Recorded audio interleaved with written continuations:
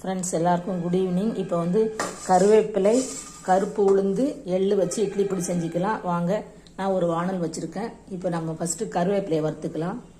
நான் ஒரு 25 காஞ்ச மிளகாய் இருக்கும், ஒரு கப்பு எள்ளு, அதாவது 150 கிராம், இது 150 கிராம் உளுந்தம்பருப்பு. அது வறுத்த உளுந்து தான், எள்ளு மட்டும் தான் வறுக்கணும். பூண்டு ஒரு கட்டி, பெரிய கட்டி, உப்பு, பெருங்காயம். நான் மிளகாய்க்கு 1 ஸ்பூன் எண்ணெய் விட்டுருக்கேன். மிளகாய், பூண்டு, இந்த உப்பு மூணையும் வறுத்துக்கலாம்.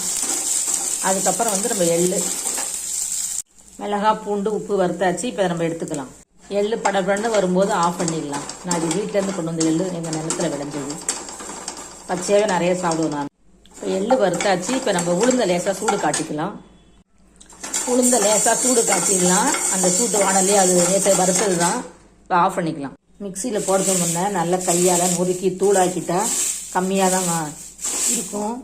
இப்போ முதல்ல கருவேப்பிலையை அரைச்சிக்கிட்டேன். இப்போ மிளகாயும் பெருங்காயமும்